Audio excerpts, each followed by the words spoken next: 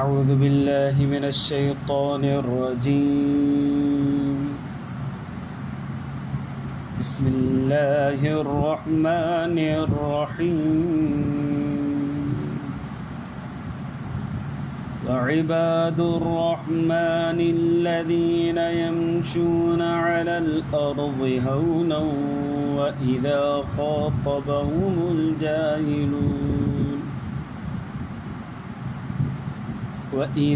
خاطبهم الجاهلون قالوا سلاما والذين يبيتون لربهم سجدا وقياما والذين يقولون ربنا اصرف عنا عذاب جهنم إن عذابها كان غراما إنها ساءت مستقرا ومقاما والذين إذا أنفقوا لم يسرفوا ولم يقتروا وكان بين ذلك قواما. درود شريف. اللهم صل على سيدنا محمد رب زدني علما وارزقني فهما سبحانك. मुझे मुअज़्ज़ज़ मोहतरम मुकर्रम मुजाहिद मुवाहिद भाइयों दोस्तों बुज़ुर्गों, सूरत फ़ुरक़ान 19 सिपारो आयत नंबर 63 खां वठी 68 ताईं मूं तव्हांजे साम्हूं तिलावत कई. 7-8 ताईं इन्हनि आयतुनि जे अंदरि अल्लाह तबारक व तआला पंहिंजे प्यारनि बाननि जूं सिफ़तूं ज़िक्र फ़रमायूं.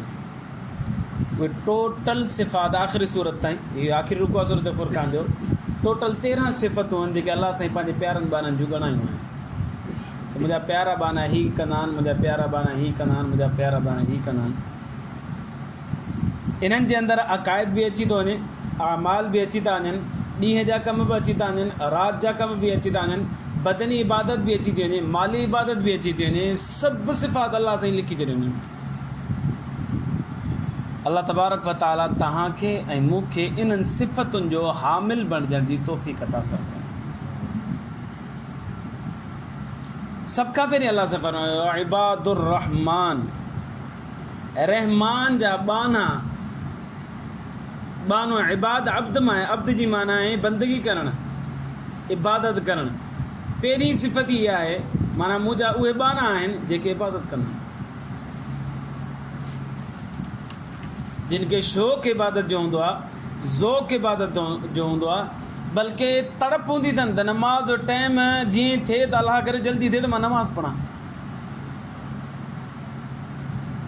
अहिड़ो साहब बि सगोरो हुजे, फ़ज़ाइल अमाल में हदीस लिखियलु आहे, उनजूं अखियूं थोरियूं ख़राबु थी पियूं. हकीम साहिबु हुनखे चयो तुंहिंजो मां इलाजु कंदुसि, पर कुझु ॾींहंनि ताईं तूं सजदो न कजां. हुन चयो मूंखे इलाज ई न आहे कराइणु. उहा ज़िंदगी कहिड़ी जंहिंजे बग़ैर निमाज़ हुजे, मूंखे इलाज ई कोन्हे कराइणो. भले मां अंधो थी वञा, नाबिन थी वञा, पर मां निमाज़ कोन छॾींदुसि. हालांकि इजाज़त आहे अहिड़े सूरत में, पर उहो चए पियो न मूंखां सजदो खसिजी वञे, किथां बर्दाश्त थींदो मूंखां. हिकिड़े साहिब बि सगोरे नबी सल्लल्लाहु अलैहि वसल्लम खे अर्ज़ु कई, अल्लाह जा रसूल सल्लल्लाहु अलैहि वसल्लम जन्नत में निमाज़ हूंदी? नबी सल्लल्लाहु अलैहि वसल्लम नमाज़ जन्नत में न हूंदी. हुन घरो ॾे निकिरी वई, पोइ मज़ो कीअं ईंदो जन्नत में? अंदाज़ो लॻा केॾी मोहबत जी नमाज़. माना निमाज़ आहे त दुनिया में मज़ो आहे, वरी जेकॾहिं दुनिया में हलिया वियासीं त पोइ जन्नत में मज़ो किथां ईंदो? नमाज़ न हूंदी त. एॾो शौक़ु निमाज़ जो. अल्लाह जा प्यारा बाना आहिनि. पहिरीं सिफ़त इबादत जो शौक़ु. ॿी सिफ़त अल्लज़ीन यमशून अलल अर्ज़ हौना, ज़मीन ते हलंदा आहिनि त आजिज़ी सां हलंदा आहिनि. न तकबुर अथनि, न ठिग अथनि, न वॾाई अथनि, न ॿिए खे हक़ीर सम्झनि था, आजिज़ी कनि था पिया. मुफ़्ती शफ़ी उस्मानी रहमतुल्लाह लिखियो, आजिज़ी जो मतिलबु इहा त हुनजी ज़िंदगीअ में आजिज़ी आहे, उहा हुननि जी हलण में बि ज़ाहिर थिए थी पई. ईअं न त पोइ हलणु ॼाणी वाणी माण्हू आजिज़ थी हले ऐं अंदरि में सभिनि खे पियो वेठो ख़राबु सम्झे. न न न ईअं न हुजणु घुरिजे।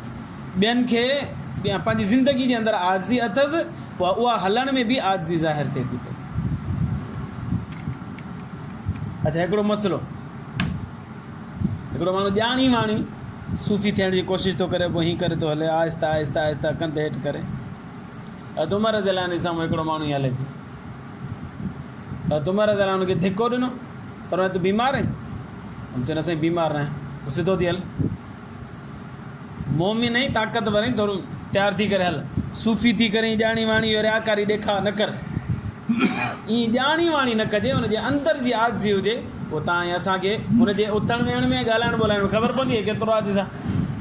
इहो जॾहिं पंहिंजी ज़िंदगी में आज़ी हुजे त हाणे हलण में बि आज़ी करे थो त पोइ सुठी ॻाल्हि आहे। बाक़ी ज़िंदगी में हुजे अहिड़ो जो सभिनि खे सूर ॾेई वेठो हुजे ऐं पोइ हलण में आज़ी करे थो त हिनजी हलण वारे आज़ी क़बूल कयो। ॿी सिफ़त इहा आहे त हुन ज़िंदगी में छा हूंदी? आज़ी हूंदी।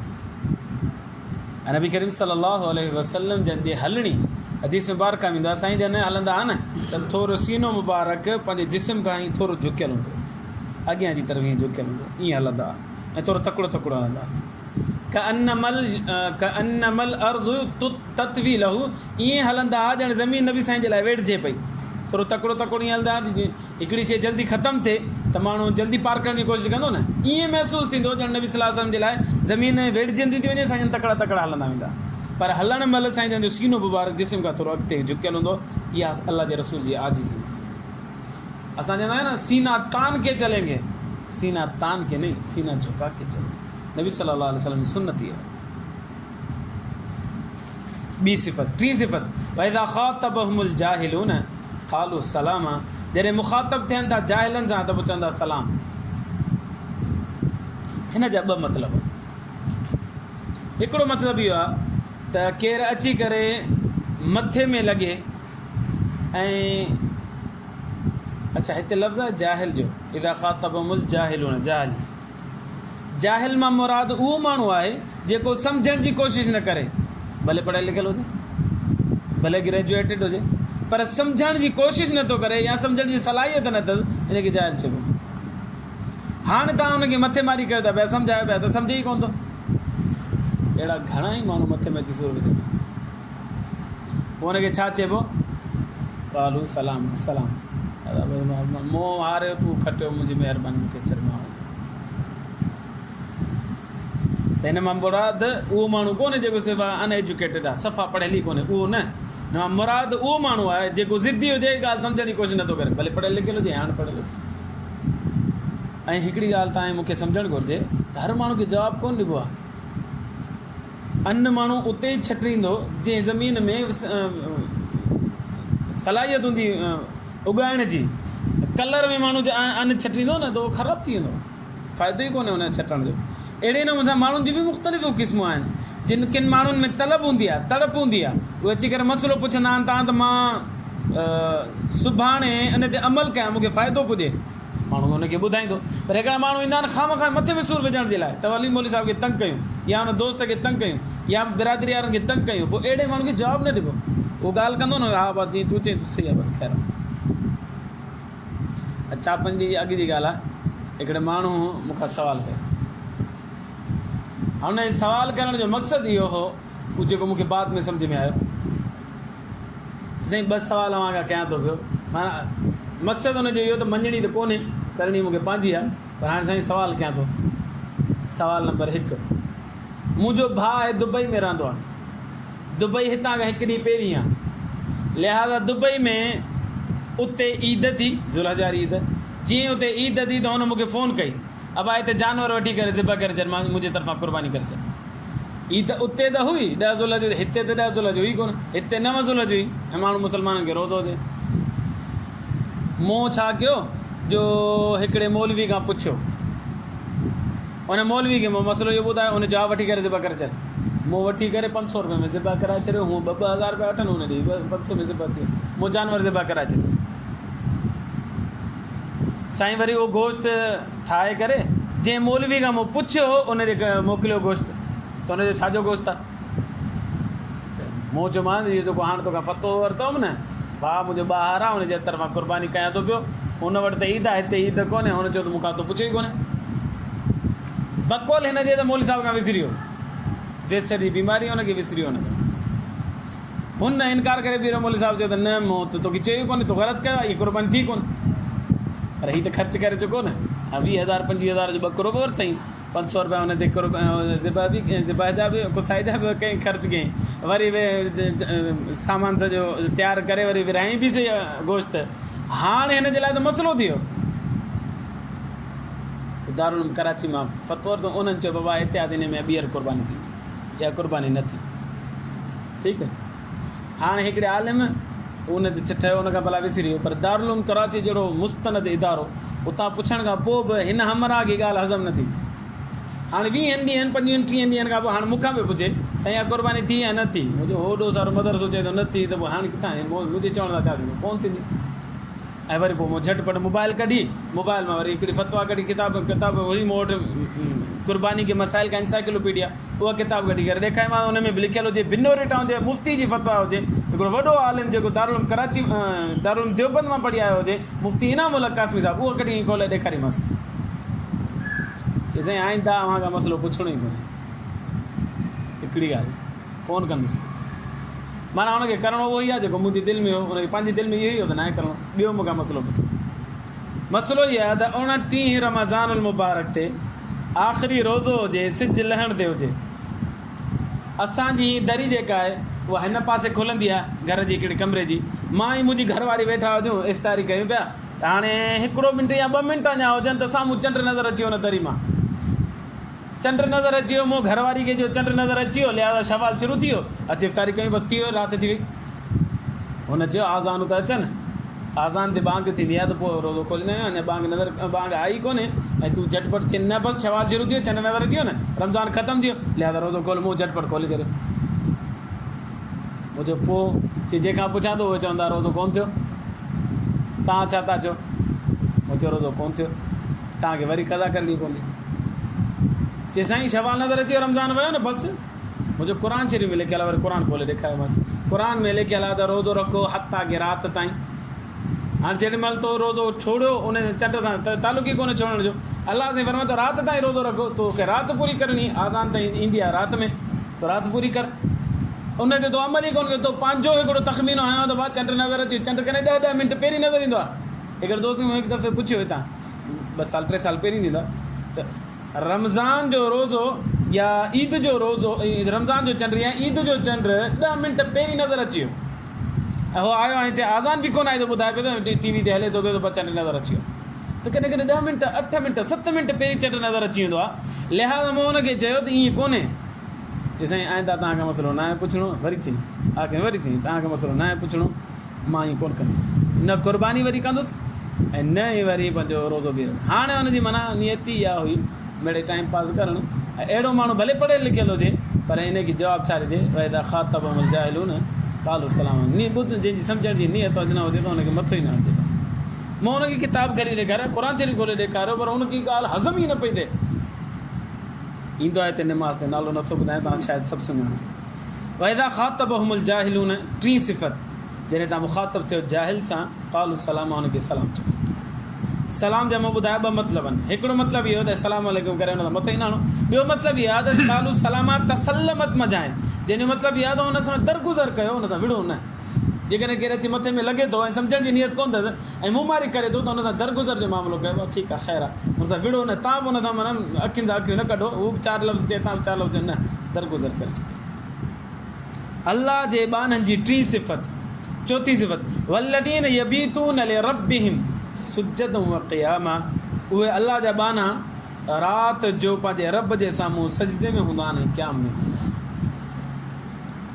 माना राति जो इबादत कंदा आहिनि, अलाह साईं खे राज़ी कंदा आहिनि, नफ़िल पढ़ंदा आहिनि, तहज्जुद पढ़ंदा आहिनि। हीअ वॾी सिफ़त आहे, तहज्जुद गुज़ार थियणु हीअ वॾी इनाम जहिड़ी ॻाल्हि आहे, इकराम जहिड़ी ॻाल्हि आहे। 2 हदीसूं अव्हांखे ॿुधायां, 3 हदीसूं। अबू उमामा बाहिली रज़ी अल्लाह ताला ने फरमाइनि था, नबी करीम सल्लल्लाहु अलैहि वसल्लम ने इरशाद फरमायो त तहज्जुद जी निमाज़ खे लाज़िम पकड़ियो, छो जो तव्हां खां अॻे जेके नेक बाना गुज़रिया हुआ उन्हनि जी आदत ई तहज्जुद पढ़णु हूंदी हुई। अॻिते नबी सल्लल्लाहु अलैहि वसल्लम फरमायो त अलाह खे तव्हां वेझो थियणो अथव त तहजुद पढ़ो, गुनाहनि खे मिटाइणो अथव त तहजुद पढ़ो, ऐं गुनाहनि खां परे रहणो अथव त बि तहजुद पढ़ो। तहजुद जी सिफ़त आहे, तिरमिज़ी शरीफ़ जी रिवायत आहे, तहजुद जी सिफ़त आहे त गुनाह हिन सां मिटनि बि था ऐं गुनाहनि खां माण्हू परे बि रहे थो ऐं अलाह जे वेझो थिए थो। हिकिड़ी हदीस, ॿी हदीस इब्न अब्बास रज़ियल्लाहु अन्हु फरमाए थो, जेको अलाह जो बानो इशा खां थोरी आसानी कयो न साईं, निंड फिटाइणु ॾाढो ॾुखियो आहे। पर अब्दुल्लाह बिन अब्बास रज़ियल्लाहु अन्हु फरमाए थो, इशा खां पोइ कि ॿ रकातूं पढ़ी छॾियूं तहजुद जी नियत सां, या 4 पढ़ी या 6 पढ़ी, अलाह तबारक व तआला उनखे क़यामत जे ॾींहुं उन्हनि माण्हुनि जी सफ़ में बीहारींदो जेके तहजुद गुज़ार। भला तव्हां 3 बजे न उथो, 4 बजे न उथो, 10 बजे राति सुम्हण खां पहिरीं 2 रकातूं पढ़ी छॾियो, इहो बि तहजुद गुज़ार। फरमाए त इब्न अब्बास रज़ियल्लाहु अन्हु फरमाए त जेके माण्हू 2 रकातूं पढ़ियूं या वधीक पढ़ियूं इशा खां बाद में, अल्लाह तबारक व तआला उनखे हीअ आयत उनजे मथां फिट फरमाईंदो, बातल लिल्लाहि साजिदन व क़ाइमा, ईअं सम्झो त उन राति सॼी राति सजदे ऐं क़याम में गुज़ारे। अञा आसानी अॼु उस्मान गनी रज़ियल्लाहु अन्हु फरमाइनि था, नबी करीम सल्लल्लाहु अलैहि वसल्लम फरमाया, जंहिं माण्हूअ इशा जी नमाज़ जमात सां पढ़ी, उहो सम्झो त सॼी अधु राति इबादत सां गुज़ारी, वरी फजर जी नमाज़ अची जमात सां पढ़ी, सम्झो त अधु ॿी राति बि इबादत सां गुज़ारी। हाणे भला तहजुद न पढ़ूं, राति जो न बि उथूं, इशा नमाज़ जमात सां पढ़ूं, फजर नमाज़ जमात सां पढ़ूं, सॼी राति इबादत करण जो सवाबु अलाह सां अता करे। 3 रस्ता आहिनि, या त माण्हू उथे तहजुद पढ़े अधु आख़िरी वक़्त में, अवल वक़्तु जेको बहितरीनु वक़्तु आहे, अफ़ज़ल वक़्तु आहे, या त पोइ शुरू वक़्तु राति में 2 रकातूं पढ़ी सुम्ही पए, या न त 2 नमाज़ूं पाबंदी सां जमात सां पढ़े, अलाह साईं हुनखे सॼी राति इबादत जो सवाबु ॾींदो। उहे 2 नमाज़ूं इशा ऐं फजर नमाज़ आहे। चौथी सिफ़त इहा। 5 सिफ़त, इन जे बावजूदि माना नमाज़ बि पढ़नि था राति जो, आजिज़ी बि कनि था पिया, माण्हुनि सां मथे मारी बि नथा कनि, इबादत में मशगूल बि रहनि था। वल्लज़ीन यक़ूलून रब्बना स्रिफ़ अन्ना अज़ाब जहन्नम, वही दुआ था करनि, अलाह जहन्नम जे अज़ाब खां महफ़ूज़ कर, अलाह जहन्नम जे अज़ाब, इबादत जे बावजूदि अलाह खां डिॼंदा रहनि था पिया। ख़ौफ़ ख़ुदा उन्हनि जे दिलि में मौजूदु आहे। इन अज़ाबहा कान ग़रामा, बेशक जहन्नम जो अज़ाब साईं लॻंदो ज़रूरु मिलंदो, अलाह असांखे इन अज़ाब खां महफ़ूज़ फरमाए। इन्नहा सात मुस्तक़र व मुक़ामा, बेशक इहो बुरो ठिकाणो आहे ऐं कंते बीहण जी जॻह आहे जहन्नम। ये 5 सिफ़तूं थी, 4 सिफ़तूं थियूं, 5 सिफ़तूं थियूं। 6 सिफ़त ख़र्च करण जे बारे में आहे, उहा आईंदे दर्स में बयानु कंदासीं। अलाह खां दुआ, अलाह ईमान जी ज़िंदगी ईमान ते मौत नसीब फरमाए। आख़िर दावाना अनिल हम्दुलिल्लाह।